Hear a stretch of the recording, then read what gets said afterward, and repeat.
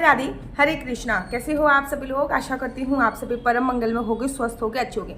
सबसे पहले आप सभी को चैत पूर्णिमासी की अनंत और अनंत शुभकामनाएं। देखो, जो लोग 32 पूर्णिमा का व्रत प्रारंभ करना चाहते हैं, बड़े सारे लोग ना 32 पूर्णिमा का व्रत प्रारंभ करना चाहते हैं, तो मैं उनको एडवाइस दूंगी वो चैत पूर्णिमा से 32 पूर्णिमासी के जो व्रत हैं वो प्रारंभ कर सकते हैं। मैंने भी चैत पूर्णिमा से नहीं, मैंने बैसाख पूर्णिमा से प्रारंभ करे थे। चैत पूर्णिमा से प्रारंभ कर सकते हो, बैसाख पूर्णिमा से प्रारंभ कर सकते हो, कार्तिक पूर्णिमा से प्रारंभ कर सकते हो, या फिर भादो मास की पूर्णिमा से भी प्रारंभ कर सकते हो। लेकिन उन सब में सबसे सर्वोत्तम होती है चैत पूर्णिमा। अब चैत पूर्णिमा का जो प्रारंभ हो रहा है ना, वो 1 अप्रैल को सुबह 7:06 पे हो रहा है। वहीं चैत पूर्णिमा का जो विश्राम हो रहा है वो 2 अप्रैल को सुबह सुबह 7:41 पे हो रहा है। अब पूर्णमासी में ना, हर पूर्णमासी में उदय तिथि नहीं देखी जाती है। जैसे कि पूर्णमासी पे चंद्रमा की पूजा अर्चना वंदना बहुत जरूरी होती है।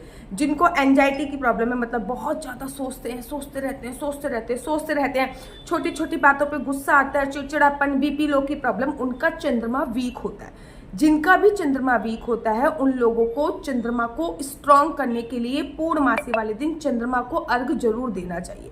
और चैत पूर्णिमा 1 तारीख की है। जो भी लोग पूर्णमासी का व्रत रखते हैं ना, मैं पूर्णमासी का व्रत रखती हूँ, और जो भी लोग पूर्णमासी का व्रत रखते हैं वो 1 तारीख को व्रत रखोगे, क्योंकि पूर्णमासी का व्रत चंद्रमा को अर्घ दिए बिना आधा अधूरा माना जाता है। तो चांद कौन सी रात होगी? चांदनी रात कहते नहीं, चांदनी रात। तो जो चांदनी जो रात हो रही है वो 1 तारीख को ही हो रही है। तो पूर्णमासी का जो व्रत रखा जाएगा 1 तारीख का रखा जाएगा। सत्यनारायण की कथा जो पढ़ी जाएगी वो 1 तारीख की पढ़ी जाएगी। स्नान दान और हनुमान जयंती का जो उत्सव बनाया जाएगा वो आपका 2 तारीख को बनाया, क्योंकि स्नान दान उदय तिथि के अनुसार माना जाता है। क्योंकि 1 तारीख को 7 बजे से पहले उदय तिथि नहीं है, ठीक है ना, 4-7 बजे से पहले पूर्णमासी नहीं है। तो उदय तिथि अर्थात सूर्य उदय के साथ जिस तिथि का उदय होता है उसको उदय तिथि बोला जाता है। लो, अब आप पूर्णमासी का व्रत रखते हो 1 तारीख को रखिए।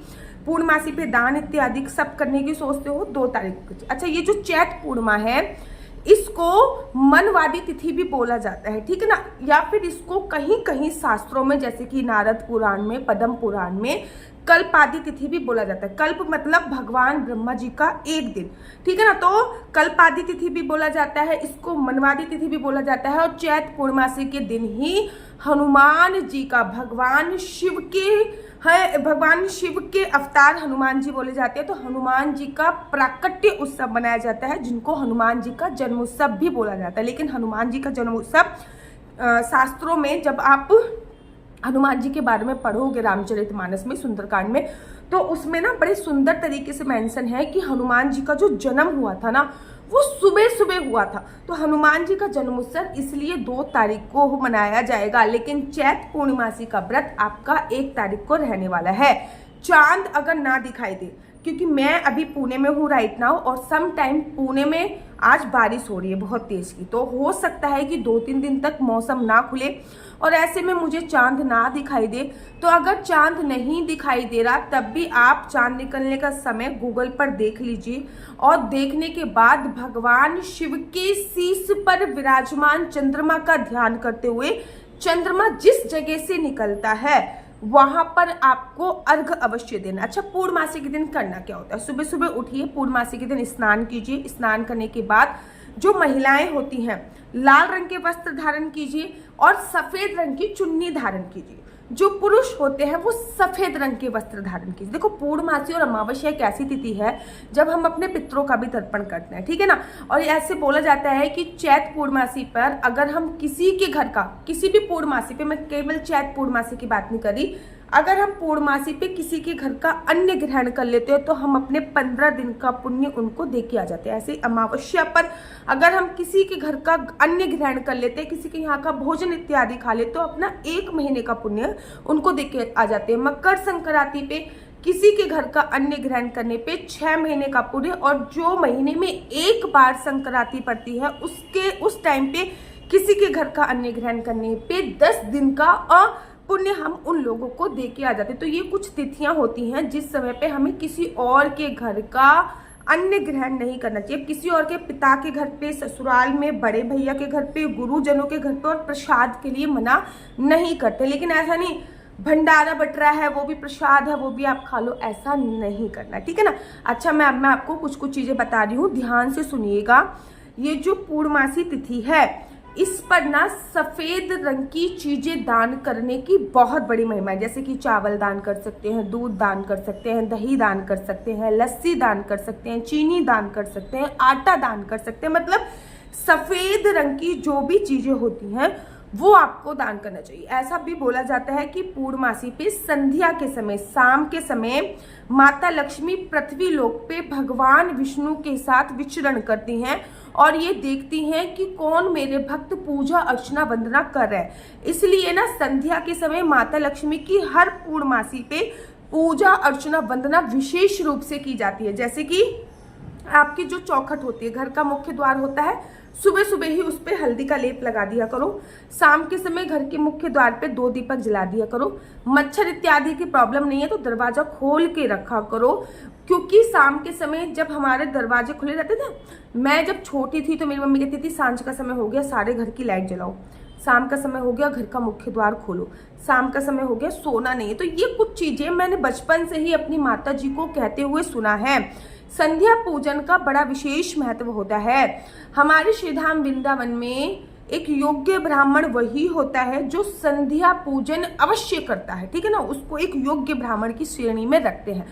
तो पूर्णमासी वाले दिन सुबह सुबह उठिए, महिलाएं लाल रंग के वस्त्र पहनिए, सफेद रंग की चुन्नी, क्योंकि महिलाएं सफेद रंग के पूरे वस्त्र नहीं पहन सकती, इसलिए मैं लाल रंग के वस्त्र पहनने की बात कर रही हूँ। उसके तत्पश्चात आप लोग अपने मंदिर को अच्छी तरीके से साफ करके भगवान जी को जितनी भी प्रतिमाएं हैं, अगर प्रत्यक्ष प्रतिमा है जो प्राण प्रतिष्ठित है, उनको आप स्नान कराइए। जो प्राण प्रतिष्ठित प्रतिमा नहीं है उनको गंगा जल से छिड़काव कीजिए। उसके बाद एक दीपक जलाइए। दीपक जलाने के बाद पूर्णमासी का व्रत है तो संकल्प अवश्य लीजिए, ठीक है ना। पूर्णमासी के व्रत का संकल्प लीजिए। सत्यनारायण की कथा अवश्य पढ़िए।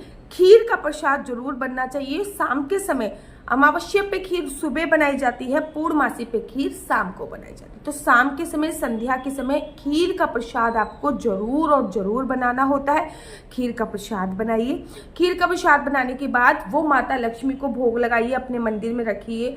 चंद्रमा को उसको जरूर भोग लगाना है। पूर्णमासी पे दिन में सोने की मनाही होती है और पूर्णमासी से ही बैसाख का स्नान प्रारंभ हो जाता है। देखो भाई, कार्तिक के महीने में ना बहुत सारे, 3 पूरे साल में 12 मास होते हैं। इस साल तो 13 है, ठीक है ना, इस साल अधिक मास है तो इस साल 13 है। 12 मासों में से 3 मास ऐसे हैं जिनका स्नान का बड़ा विशेष महत्व है। कार्तिक का महीना, माघ मास और एक आता है बैसाख का महीना। उसमें से सबसे सर्वोत्तम बैसाख है, क्योंकि देखो कार्तिक में बहुत सारे फेस्टिवल है।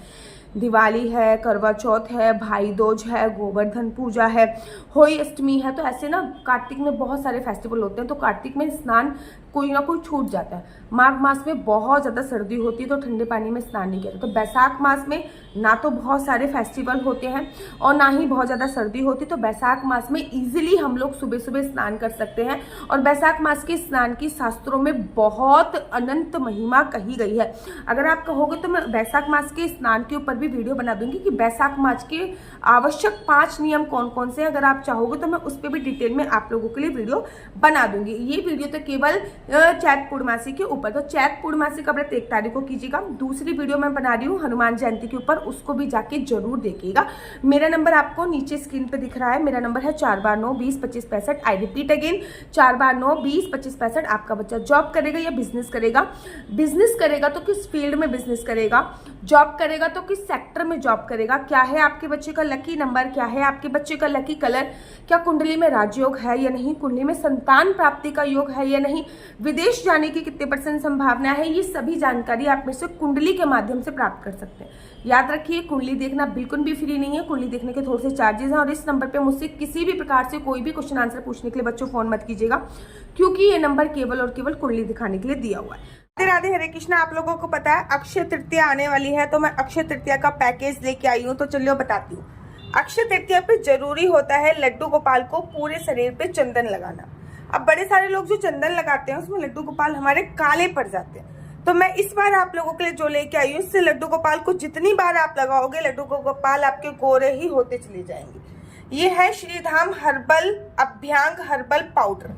देखिए इसमें क्या है, ब्रजरज है इसमें, इसमें आप लोगों को केसर, चंदन, आंवला, गुलाब की पत्ती, कपूर, हल्दी, सुगंधित इत्र केवल और केवल आपको दही में मिलाना है, लड्डू गोपाल के पूरे शरीर पे लगाना है। अक्षय तृतीया से चंदन यात्रा प्रारंभ होती है तो चंदन लगाया जाता है, और ये है गोपी चंदन जो कि हम लोग द्वारका से लेके आए हैं। तो द्वारका का गोपी चंदन आप लोगों को मिल रहा है इस पैकेज में। पहले बता देती हूँ क्या क्या। अभ्यांग पाउडर, गोपी चंदन, अश्वगंधा तिलक, चंदन लगाने का तिलक, और भैया अक्षय तृतीया है तो चंदन का उपयोग तो होगा, तो चंदन का इत्र, गुलाब का इत्र। ये केवल लड्डू गोपाल का पैकेज है।